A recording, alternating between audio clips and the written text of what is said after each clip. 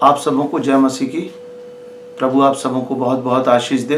मैं आज आपके सामने एक नया वीडियो फिर से लेकर के आ रहा हूं और मैं परमेश्वर ने जो मुझे बहुत सारी भेद की बातें बताई हैं, पवित्र आत्मा ने जो कुछ मुझे सिखाया है, उन सब बातों को मैं आपके सामने रख रहा हूं। पिछले ऑडियो में फर्स्ट ऑडियो में मैंने मन फिराव के बारे में बताया था और उसके बाद मैंने पवित्र आत्मा के बारे में बताया था। फिर एक वीडियो और डाला था, उसमें सच्चा सेवक कौन है, मजदूर कौन है, उसके बारे में बताया था। एक वीडियो फिर मैंने डाला था, उसमें प्रार्थना कैसे करना है, एक मसीही व्यक्ति को कैसे दिनचर्या जीना है, उसके बारे में मैंने बताया था। क्योंकि जब हम यीशु मसीह को ग्रहण करते हैं और ग्रहण करने के बाद हम मसीही व्यक्ति बन जाते हैं तो हमें मसीही जीवन जीना चाहिए होता है और हम मसीही जीवन को जीने के लिए उस पद्धति को हमें अपनाना पड़ता है जो परमेश्वर हमसे चाहता है, एक मन फिराया हुआ जीवन और उसको उस दिनचर्या को जो उससे फॉलो करनी पड़ती है। तो मैंने उस वीडियो में बताया। फिर मैंने एक वीडियो डाला, पश्चाताप, समर्पण और अंगीकार की प्रार्थना, ताकि आप परेशान ना हो, क्योंकि आज बहुत सारे लोग परेशान हैं बीमारियों से, समस्याओं से, दुष्ट आत्माओं से, और उनके जीवनों में बहुत सारे बंधन और श्राप है, छुटकारा नहीं है। इसके लिए मैंने वो प्रार्थना डाली थी जिसका परिणाम मुझे बहुत मिला। लोगों ने बहुत फ़ोन करके बताया कि हमने जब प्रार्थना कर रहे थे आपके साथ तो ऐसा लगा हमारे अंदर से कुछ निकल गया। बहुत सारे लोग चंगाई को प्राप्त किए, बहुत सारे लोगों ने छुटकारा प्राप्त किया और बहुत सारे लोग पवित्र आत्मा से भर रहे हैं। अभी भी परमेश्वर उस प्रार्थना के द्वारा बड़े अद्भुत के काम कर रहा है, क्योंकि जब आप प्रार्थना कर रहे हैं उस प्रार्थना को, तो मैं एक माध्यम हूं आपको प्रार्थना कराने का, लेकिन आप सीधे प्रभु यीशु मसीह के पास चले जाते हैं। उस प्रार्थना को करते हुए परमेश्वर के सामने पहुंच जाते हैं और परमेश्वर आपको छुटकारा देता है। आज मैं आपके सामने और भी बहुत सारे रहस्य को खोलने जा रहा हूं, जिसमें से कुछ बातें हैं प्रार्थना कैसे करना, जो मैंने पिछले दिनों में बताया, बाइबल कैसे पढ़ना है और हमें आराधना कैसे करना है। ये एक बहुत महत्वपूर्ण गंभीर विषय है। ये गंभीर विषय इसलिए है क्योंकि एक मसीही जीवन को प्रार्थना कैसे करना आना चाहिए, बाइबल कैसे हमें पढ़ना है वो भी आना चाहिए, हमें आराधना कैसे करना चाहिए वो भी आना चाहिए। अगर हमसे ये नहीं आता है तो हमारी आराधना करना भी व्यर्थ है, बाइबल पढ़ना भी व्यर्थ है और प्रार्थना करना भी व्यर्थ है। मैं आपका ध्यान आकर्षित कराऊंगा बाइबल के एक वचन में, मरकुस 7 अध्याय, उसमें लिखा हुआ है, मरकुस 7 अध्याय उसके 6वें पद में लिखा हुआ है, उसने उनसे कहा, यशायाह ने तुम कप्तियों के विषय में बहुत ठीक भविष्यवाणी की, जैसा लिखा है, ये लोग होठों से तो मेरा आदर करते हैं पर उनका मन मुझसे दूर रहता है, ये व्यर्थ मेरी उपासना करते हैं। यीशु मसीह इस बात पर ध्यान आकर्षित करा रहे हैं कि लोग होठों से तो मेरा आदर करते हैं लेकिन उनके मन सदा मुझसे दूर रहते हैं। और आगे ये बोल रहे हैं यीशु मसीह 7वें पद में कि ये व्यर्थ मेरी उपासना करते हैं। यानी आप जब प्रार्थना कर रहे हैं, आपके मन में विचार आ रहे हैं, आपका मन भटक रहा है, आपका मन कहीं कहीं जा रहा है, तो आपका प्रार्थना करना व्यर्थ है। यदि आप बाइबल पढ़ रहे हैं, यानी आप परमेश्वर आपसे बात कर रहा है। जब आप बाइबल पढ़ रहे हैं, परमेश्वर आपसे बात कर रहा है और आपका मन भटक रहा है, आपका मन इधर उधर जा रहा है, आपके मन में विचार आ रहे हैं कि दूध वाला आने वाला है, बच्चे लोगों की फीस जमा करना है, या फलाने व्यक्ति को पेमेंट करना है, धोबी कपड़ा लेकर के आएगा, या फलाने व्यक्ति का फोन आने वाला है। आप बाइबल पढ़ते समय या प्रार्थना करते समय आपके मन में ऐसे विचार शैतान लेकर के आता है। इसका मतलब यह है कि आपका मन भटक रहा है। आप होठों से तो आदर कर रहे हैं, मतलब होठों से प्रार्थना कर रहे हैं, होठों से बाइबल पढ़ रहे हैं, लेकिन आपका मन भटक रहा है। और बाइबल में ऐसा लिखा है, यीशु मसीह ने कहा, ये व्यर्थ मेरी उपासना करते हैं। उसी तरीके से जब हम आराधना करते होते हैं, आराधना करते समय भी जब हम गाना गाते होते हैं, आंखें बंद रहती है हमारी, होंठ हमारे हिलते रहते हैं, हम बड़े जोश में झूम झूम करके गाते हैं, लेकिन हमारे मन कहीं और चल रहा होता है, हमारे मन में बहुत सारे विचार आ रहे होते हैं। तो परमेश्वर ने कहा ये व्यर्थ मेरी उपासना करते हैं। ऐसा क्यों प्रभु यीशु मसीह ने कहा? हम यिर्मयाह 17 उसका 9-10 में पढ़ेंगे तो उसमें लिखा है, मन तो सबसे अधिक धोखा देने वाली वस्तु होता है, इसमें असाध्य रोग लगा रहता है। परंतु मैं परमेश्वर यहोवा मन की खोजता हूं, हृदय को जांचता हूं। परमेश्वर बोलता है कि इनका जो मन है, मन जो है धोखा देने वाली वस्तु है। और आज भी जब हम प्रार्थना करते हैं, बाइबल पढ़ते हैं और आराधना करते हैं, तो मन हमें धोखा देता है। क्यों धोखा देता है? हमें मन परमेश्वर से दूर कर देता है। और बाइबल बोलती है कि बाइबल में लिखा है, यिर्मयाह 17:9-10 पढ़ेंगे, परंतु मैं परमेश्वर यहोवा मन की खोजता और हृदय को जांचता हूं, ताकि प्रत्येक जन को उसकी चाल चलन के अनुसार अर्थात उसके कामों का प्रतिफल दूं। तो परमेश्वर की दृष्टि मनुष्य के मन पर लगी रहती है और हृदय पर लगी रहती है। वो मन को खोजता और हृदय को जांचता है। हम जब प्रार्थना करते रहते हैं तो भी उसकी दृष्टि मन पर और हृदय पर रहती है। जब हम बाइबल पढ़ते हैं तो भी परमेश्वर की दृष्टि हमारे मन पर और हृदय पर रहती है। और जब हम आराधना करते हैं तो भी परमेश्वर की दृष्टि हमारे मन पर और हमारे हृदय पर लगी रहती है। और अधिकतर लगभग मसीही लोग इस बात पर ध्यान केंद्रित नहीं करते हैं कि हमारी प्रार्थना करना, हमारा आराधना करना, हमारा बाइबल पढ़ना व्यर्थ जा रहा है। बाइबल जबकि इस बात पर महत्वपूर्ण विषय है और ये सबसे एक मसीही जीवन का सबसे महत्वपूर्ण विषय है और इस महत्वपूर्ण विषय की ओर यीशु मसीह इंगित कर रहा है। तो हमें इस बात पर ध्यान देना है। जब मैंने इस बात पर मंथन किया, मनन किया, तब पवित्र आत्मा ने मुझे बहुत सारे प्रकाशन दिए। हम कैसे प्रार्थना करें कि हमारा मन परमेश्वर से कनेक्ट हो जाए, हमारे मन में विचार ना आए। मैंने पिछले दिनों में जो ऑडियो डाला उसमें मैंने बताया कि जब हम प्रार्थना करें, पश्चाताप करें, समर्पण करें, अंगीकार करें और उसके बाद प्रेजिंग करने लग जाएं। जब हम एक सांस में आखिरी सांस तक प्रेजिंग करते हैं, धर्मादिशु धर्मादिशु धर्मादिशु धर्मादिशु धर्मादिशु धर्मादिशु धर्मादिशु धर्मादिशु, हालेलुया हालेलुया हालेलुया हालेलुया, सांस खत्म हुई, सांस भरे और तुरंत कंटिन्यूस जब प्रेजिंग करते हैं आंखों को बंद किए हुए, तब शैतान हमारे मन में विचारों को नहीं डाल पाता है।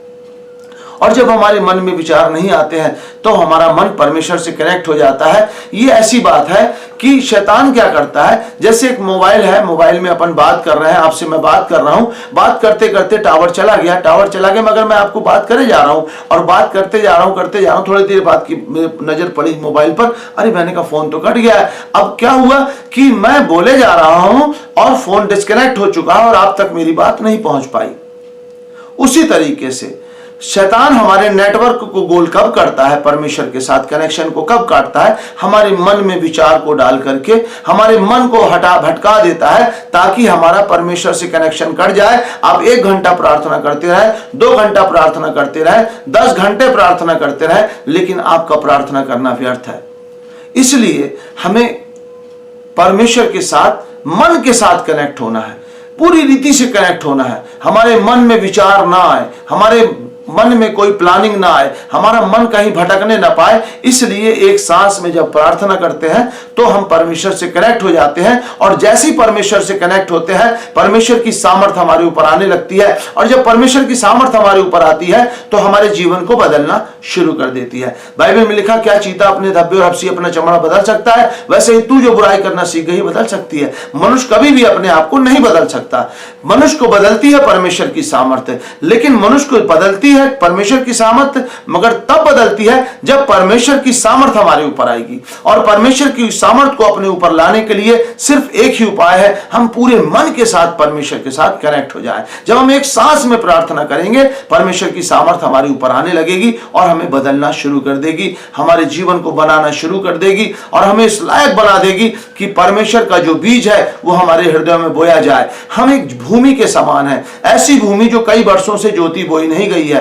हमारी वो ऐसी भूमि है जिसमें बहुत सारे झाड़ी झंकार, ऊंट कटारे, खरपतवार उगे हुए हैं, नालियां पड़ गई हैं, गड्ढे बन गए हैं। अब इस जो बिगड़ी हुई जमीन है इसको बनाने के लिए परमेश्वर की सामर्थ की बहुत आवश्यकता है। परमेश्वर की सामर्थ जब हमारे जीवन में आती है तो हमारी ऊंट कटारों को काटती है, गड्ढों को भरती है, सारी खरपतवार को उखाड़ करके जला देती है और समथर जमीन बनाती है। उसके बाद उसकी जुताई करती है और उसके बाद उसको प्लाऊ चलाकर अच्छी भुरभुरी और उपजाऊ मिट्टी बना देती है, ताकि परमेश्वर का बीज यानी पवित्र आत्मा हमारे अंदर बोया जाए और हम बहुतायत का फल ला सकें। और उसके लिए सिर्फ एक ही माध्यम है कि हम परमेश्वर के साथ कनेक्ट हो जाएं। चलते फिरते, उठते बैठते, लेटते सोते जागते, धन्यवाद यीशु, धन्यवाद यीशु, धन्यवाद यीशु, हालेलुया हालेलुया, यीशु लहू जय, यीशु लहू जय, यीशु लहू जय, यीशु लहू जय, यीशु लहू जय, यीशु लहू जय, जब बोलते रहेंगे आप परमेश्वर से कनेक्ट रहेंगे। ये उस प्रकार यीशु मसीह ने कहा तुम जगत की ज्योति है। यीशु मसीह ने फिर एक जगह कहा मैं जगत की ज्योति हूं। परमेश्वर जो है हमारा पावर हाउस है, पावर सप्लायर है। हम उससे जुड़ जाएंगे।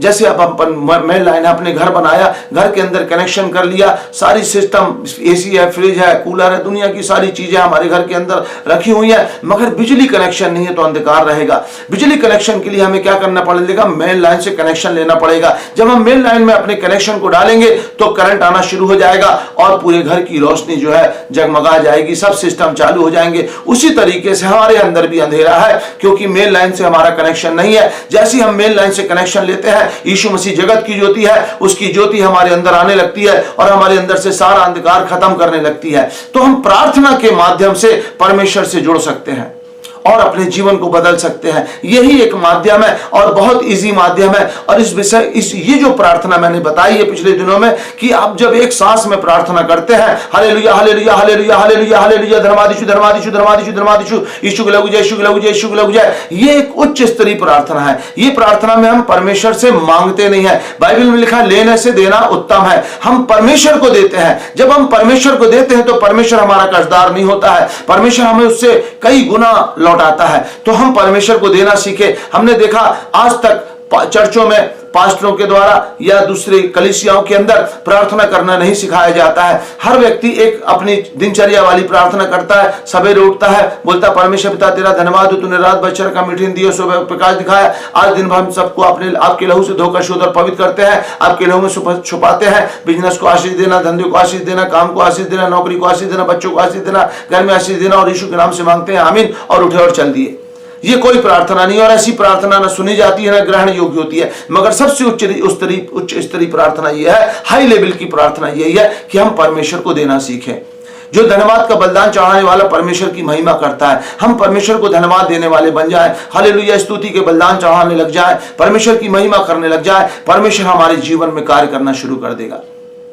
उसी तरीके से हम बाइबल पढ़ते हैं। बहुत सारे मसीही लोग बाइबल पढ़ते हैं, लेकिन बाइबल कैसे पढ़ना चाहिए, बाइबल पढ़ने का मतलब नहीं मालूम है। जब बाइबल पढ़ रहे होते हैं, मन में विचार आ रहे होते हैं, दूध वाला आने वाला है, उसको पेमेंट देना है, धोबी आने वाला होगा, उससे कपड़े लेना है, बच्चों को कपड़े दिए थे अभी तक प्रेस होकर के नहीं आए हैं, और राशन लाना है, ये लाना वो लाना, दुनिया के विचार बाइबल पढ़ते समय आते हैं। कई बार बहुत सारे इंपॉर्टेंट काम याद आ जाते हैं, फटाफट बाइबल पढ़ते हैं, फटाफट प्रार्थना करते उठे और अपना दूसरे काम में लग गए। परमेश्वर जब बाइबल पढ़ने का मतलब है कि परमेश्वर हमसे बात करता है, प्रार्थना करने का मतलब है हम परमेश्वर से बात कर रहे होते हैं। तो जब बाइबल पढ़ते हैं, परमेश्वर हमसे बात कर रहा होता है, तो हमें परमेश्वर से बात, जब हमसे परमेश्वर बात कर रहा है तो हमें कितना गंभीर होना चाहिए। आप मजिस्ट्रेट के सामने चले जाइए, मजिस्ट्रेट अगर आपसे बात कर रहा है, आपका ध्यान मजिस्ट्रेट की ओर नहीं किसी और बात की ओर है, तो तुरंत मजिस्ट्रेट आपको डांट देगा, इवन सजा तक दे सकता है आपको। आप मजिस्ट्रेट से जब मजिस्ट्रेट आपसे बात कर रहा है तो आपको बड़ी गंभीरता से उसके सामने मुंडी झुका करके, बड़े आदर के साथ, बड़े सत्कार के साथ उसके सामने खड़ा होना पड़ेगा, क्योंकि वो जज है, वो न्यायी है। वो कुछ भी न्याय उसी समय फैसला कुछ भी कर सकता है आपके खिलाफ। उसी तरीके से हमारा परमेश्वर पूरा दुनिया का न्याय परमेश्वर है, और जब वो हमसे बात कर रहा है तो हमें कितना गंभीरता से उसकी बात को सुनना चाहिए, यानी परमेश्वर के वचन को कितनी गंभीरता के साथ सुनना चाहिए और कितनी गंभीरता के साथ ग्रहण करना चाहिए, इस बात को आपको ध्यान देना है। हमारे मन में विचार लेकर के शैतान क्या करता है, हमारे ध्यान को भटका देता है, और ये बात परमेश्वर को पता चल जाती है कि इसके मन में फाले विचार चल रहा है, इसका मन मेरी बातों पर नहीं लगा हुआ है, आप दंड के योग्य काम कर रहे हैं। लेकिन बाइबल बोलती है हमारा परमेश्वर करुणामय और दयालु परमेश्वर है। हमारे अपराधों के अनुसार हमसे वो व्यवहार और बर्ताव नहीं करता। परमेश्वर दयालु परमेश्वर है, लेकिन एक दिन समय आएगा तब हमें दंड मिलेगा, जब हम न्याय आसन के सामने खड़े होंगे। इस विषय में हमें बहुत गंभीर होना है। जब परमेश्वर हमसे बात कर रहा है, कैसे हम बाइबल पढ़ें कि हम बाइबल के अंदर घुस जाएं और हमारे मन में शैतान विचार न डालने पाए। जब आप बाइबल पढ़ते हैं, मेरी बात को ध्यान से सुनिएगा, जब आप बाइबल पढ़ते हैं तो बाइबल को इमेजिन करने लग जाइए, उसको फिल्म आने लग जाइए, उसको फिल्म के जैसे देखने लग जाइए। आपकी आंखों के सामने पिक्चर चल रही है। मैं एक उदाहरण देना चाहता हूं। यीशु मसीह मार्था मरियम के पास आ रहे हैं उनको मालूम है लाजर मर चुका है, लेकिन वो 4 दिन की चौथे दिन आए यीशु मसीह मार्था मरियम के पास, और मार्था मरियम दौड़ करके आ रही है यीशु मसीह के पास और बोल रही है प्रभु अगर तू यहां पर होता तो मेरा भाई न मरता। इस बात को आप देखना शुरू कर दीजिए, आंखों से इमेजिन करिए। यीशु मसीह बोल रहा है कि तू प्रभु पर विश्वास रखेगी तो परमेश्वर के आश्चर्य कर्म को देखेगी। फिर यीशु मसीह बोलते हैं कहां, लाजर की कब्र पर लेकर चलो। यीशु मसीह को लाजर की कब्र पर लेकर जाया जा रहा है। यीशु मसीह रो दिया क्योंकि लाजर उनका बहुत अच्छा दोस्त था, और यीशु मसीह ने आदेश दिया पत्थर हटाया जाए, कब्र का पत्थर हटाया जा रहा है। आप इमेजिन करके देखते रहिए, पत्थर हटाया जा रहा है। फिर यीशु मसीह ने आवाज मारी, लाजर लाजर बाहर निकला, और लाजर जो है जिंदा होकर कफन ओढ़े बाहर चला आ रहा है। आप ऐसे बाइबल को इमेजिन करके पढ़िए। जब आप बाइबल को इमेजिन करके पढ़ेंगे तो आपकी इमेजिन क्षमता बढ़ेगी। परमेश्वर जब आपकी इमेजिन क्षमता बढ़ेगी तब परमेश्वर आपको दर्शन दिखाना शुरू कर देगा। आप परमेश्वर की बातों को दर्शन के रूप में देखना शुरू कर देंगे। क्यों? क्योंकि एक पवित्र आत्मा पाया हुआ व्यक्ति, जिसके अंदर पवित्र आत्मा रहता है, जिसके हृदय के अंदर 24 आवर 24 घंटे पवित्र आत्मा रहते हैं, वो पवित्र आत्मा हमारे हृदय के अंदर रहकर हमसे बातें करना चाहते हैं, हमको आने वाले बातों को बताना चाहते हैं, हमें अनंत जीवन के मार्गों में अगुवाई करना चाहते हैं। यीशु मसीह ने इसलिए यूहन्ना 10 अध्याय में कहा, मेरी भेड़ें मेरा शब्द सुनती हैं, मेरी भेड़ें मेरा शब्द सुनती हैं। यदि आप परमेश्वर की भेड़ें हैं और परमेश्वर का आत्मा आपके अंदर है, आपने पवित्र आत्मा का बपतिस्मा पाया है, आप अन्य भाषा बोलते हैं, यानी पवित्र आत्मा परमेश्वर आपके अंदर है, और आपके अंदर यदि पवित्र आत्मा है तो आपको उनका शब्द सुनना पड़ेगा और सुन करके चलना पड़ेगा। आपको अपने मन के मर्जी के अनुसार जीवन नहीं जीना है, परमेश्वर के मर्जी के अनुसार, परमेश्वर जैसा आपको बताता है उस अनुसार आपको जीवन जीना है। तो उसके लिए परमेश्वर की सुनना पड़ेगा। जब पवित्र आत्मा हमारे अंदर रहते हैं तब हमें वो बोलते भी हैं और हमें वो दिखाते भी हैं। हृदय के अंदर हमारे परमेश्वर रहते हैं और वहीं से वो फिल्म आते हैं, और जब हमारी इमेजिन क्षमता बढ़ जाएगी तब हम दर्शन को देखने लग जाएंगे। भाई अब आगे मैं आपको बताना चाहूंगा, बहुत सारी भेद की बातें हैं। मैं आने वाले दिनों में बताऊंगा कि कैसे परमेश्वर की आवाज को सुनना है, कैसे पवित्र आत्मा की आवाज को सुन सकते हैं, कैसे पवित्र आत्मा की सहभागिता को करें, हम कैसे उनके साथ संगति करें, कैसे उनके साथ अपने संबंधों को मधुर बनाएं। आने वाले वीडियो में बताऊंगा। अगला सब्जेक्ट है मेरा, कैसे आराधना करें। आराधना करते समय हमारा मन भटकता रहता है। हम गाना जरूर गाते हैं लेकिन मन हमारा कहीं का कहीं घूमता रहता है। हम घर चले जाते हैं, रिश्तेदारों के यहाँ चले जाते हैं, 3-4 महीने पुरानी बातों में चले जाते हैं, हमारा मन इधर से उधर भटकता रहता है, और वो आराधना परमेश्वर को ग्रहण योग्य नहीं होती है। परमेश्वर ने कहा, बाइबल में ऐसा लिखा, यीशु मसीह ने कहा, परमेश्वर ऐसे आराधकों को ढूंढता है जो आत्मा और सच्चाई से उसकी आराधना करें, क्योंकि परमेश्वर आत्मा है और अवश्य उसकी आराधना करने वाले आत्मा और सच्चाई से उसकी आराधना करें। हम कैसे आराधना करें? आत्मा और सच्चाई से परमेश्वर के समीप कैसे चले जाएं ताकि वो हमारी आराधना ग्रहण योग्य हो जाए। और जब आपको मैं एक बहुत गहरा महत्व बताऊंगा आराधना का, जब आप आराधना आत्मा और सच्चाई से करेंगे तो परमेश्वर जो हमारा राजा है वो स्तुति रूपी सिंहासन पर विराजता है, और हमारी आराधना और स्तुति उसके सिंहासन को नीचे खींच लाती है। लेकिन आत्मा और सच्चाई से की गई आराधना, एक सबसे बड़ी चीज, एक आराधक पवित्र आत्मा से भरा होना चाहिए। हम सब पवित्र आत्मा से भरें। आत्मा और सच्चाई से मतलब है पवित्र आत्मा से भरकर, और सच्चाई से मतलब है पूरे मन के साथ परमेश्वर की आराधना करें, सच्चाई से, धोखा देने वाली बातों से नहीं। यानी हम आराधना कर रहे हैं और हमारा मन कहीं और लगा, यानी हम धोखा दे रहे हैं परमेश्वर को और अपने आप को भी धोखा दे रहे हैं।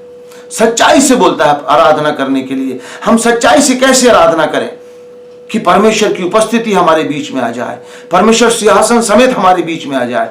मैं आपको बताना चाहता हूं, जब आप आराधना करें, आराधना करते समय आप जाएं परमेश्वर की उपस्थिति में, आंखों को बंद कर लें, आंखों को बंद करके परमेश्वर के तेजों में सिंहासन को इमेजिन करें, और एक बहुत सिंहासन है, उसमें से बहुत तेज रोशनी निकल रही है, और उसमें परमेश्वर तेजों में रोशनी के रूप में बैठे हुए हैं, और मैं अपने परमेश्वर यहोवा के सामने परमेश्वर की आराधना कर रहा हूं।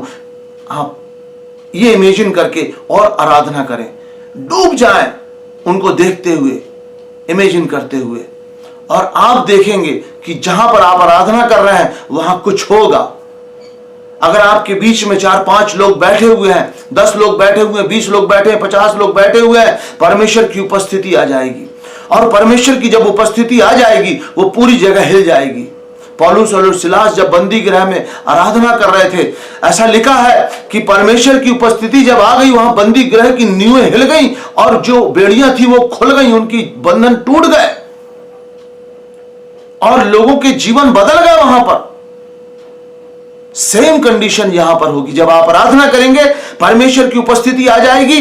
जो दुष्ट आत्माओं से प्रभावित हैं, ग्रसित हैं, उनके ऊपर दुष्ट आत्माएं प्रकट हो जाएंगी, चीखने लगेंगी, चिल्लाने लगेंगी और छोड़ करके भाग जाएंगी। बीमार अपने आप चंगे हो जाएंगे। जो लोग पवित्र आत्मा नहीं पाए, आत्मा के भूखे प्यासे, वो पवित्र आत्मा से भर जाएंगे। जो लोग वहां पर बैठे हैं, परमेश्वर की उपस्थिति में अपने आप उनका जीवन बदल जाएगा। परमेश्वर उनको छू करके स्पर्श कर लेगा। परमेश्वर की उपस्थिति में, बाइबल में ऐसा लिखा है, जहां परमेश्वर का आत्मा है वहां स्वतंत्रता है। परमेश्वर की उपस्थिति में आनंद की भरपूरी है। अद्भुत चमत्कार होते हैं परमेश्वर की उपस्थिति में। आपको कुछ करने की जरूरत नहीं पड़ेगी, किसी दुष्ट आत्मा को कमांड करने की जरूरत नहीं पड़ेगी कि निकल जाए यीशु के नाम से, अपने आप निकल जाएगी। किसी बीमार को बोलना नहीं पड़ेगा यीशु के नाम से तू चंगा हो जा, वो अपने आप चंगा हो जाएगा, क्योंकि परमेश्वर हमारा स्वयं यहां बीच में आ जाएगा और वो सेवा करने लग जाएगा। उसका काम है सेवा करना। जब यीशु मसीह 2000 साल पहले इस पृथ्वी पर थे, वो सेवा करते थे। उन्होंने कहा मैं सेवा कराने नहीं, सेवा करने के लिए आया हूं। यीशु मसीह सेवक बन करके आए थे, परमेश्वर होकर के। और आज भी जब वो हमारे बीच में आ जाते हैं तो वो सेवा करने लग जाते हैं, अपने आप लोगों को चंगाई करना शुरू कर देते हैं। दुष्ट आत्माएं निकल जाती हैं। यीशु मसीह को उस समय भी देख करके दुष्ट आत्माएं चीखती चिल्लाती हुई भाग जाती थी। जब यीशु मसीह हमारा बीच में प्रकट हो जाएगा, अद्भुत के अलौकिक चमत्कार होंगे। तो भाइयों और बहनों, मैं आप लोगों को जो बातें बताया है, इस बात पर ध्यान रखिएगा। आप प्रार्थना कैसे करना है, बाइबल कैसे पढ़ना है, आराधना कैसे करना है, इस विषय पर आप ध्यान केंद्रित करिएगा। बाइबल के अंदर बहुत सारी बातें लिखी हुई हैं। दाऊद बादशाह ने कहा, मैं अब परमेश्वर यहोवा को निरंतर अपने सम्मुख रखता हूं ताकि उसके विरुद्ध कोई पाप ना करूं। मैंने निरंतर अपने परमेश्वर यहोवा को अपने सम्मुख रखा है। दाऊद बादशाह हमेशा परमेश्वर को, अपने यहोवा परमेश्वर को सामने रखता था। आप भी हमेशा परमेश्वर को इमेजिन करके, यीशु मसीह को तेजोमय रोशनी के रूप में इमेजिन करके अपने सामने रख सकते हैं और पाप करने से बच सकते हैं, बुराइयों से बच सकते हैं, परमेश्वर की उपस्थिति में चल सकते हैं। परमेश्वर आपको, अपने आप को आप पर प्रकट कर देगा। एक बार आप आजमा करके देखें। जो भी बातें मैं बता रहा हूं ये बिल्कुल प्रैक्टिकल है। परमेश्वर, मैं आने वाले दिनों में बताऊंगा पवित्र आत्मा के साथ सहभागिता कैसे करना है, पवित्र आत्मा के साथ कैसे प्रार्थना करना है, पवित्र आत्मा के साथ कैसे चलना है, पवित्र आत्मा कैसे बात करते हैं। बहुत सारी बातों को मैं आपको आने वाले दिनों में बताऊंगा। परमेश्वर आप सबों को आशीष दे। मैं आपसे एक निवेदन करना चाहता हूं। आपने पिछले दिनों में YouTube में जो आपने ऑडियो मैसेज सुने हैं, प्रार्थना कैसे करना है, पश्चाताप, समर्पण, अंगीकार की प्रार्थना, और भी बहुत सारे रहस्य, गूढ़ बातें पवित्र आत्मा ने मुझे बाइबल के अंदर से सिखाई हैं, और उन बातों को मैं आपके सामने रखना चाहता हूं और देश दुनिया के सामने रखना चाहता हूं। आप यदि चाहते हैं कि दुनिया के, देश के लोग लाभान्वित हों और वो भी सच्चाई को जान सकें, तो मैं आपसे निवेदन करना चाहता हूं कि आप राकेश लाल मिनिस्ट्री के लिए बीज बोएं। मैं टीवी प्रोग्राम के माध्यम से आने वाले दिनों में पब्लिक के सामने उन सच्चाइयों को, रहस्य को ले जाना चाहता हूं, जिससे बहुत सारे अंधकार में पड़े लोग, अभी तक जो बहुत सारी बातों को नहीं जानते हैं, वो भी उन बातों को जान पाएं। घर घर परमेश्वर का सुसमाचार टीवी के माध्यम से पहुंच सके। मैं आपसे प्रार्थना करता हूं कि आप राकेश लाल मिनिस्ट्री के लिए बीज बोएं। आप चाहते हैं यदि कि टीवी प्रोग्राम के माध्यम से पब्लिक के बीच में परमेश्वर का सुसमाचार जाए और सच्चाई जाए, तो आप टीवी प्रोग्राम भी रिस्पॉन्स कर सकते हैं। एक प्रोग्राम में 13,000 के लगभग खर्च आता है, और आप यदि सक्षम हैं देने के लिए तो आप प्रोग्राम को रिस्पॉन्स कर सकते हैं। 1, 2, 3 प्रोग्राम, 4 प्रोग्राम, जितना भी आप कर सकते हैं।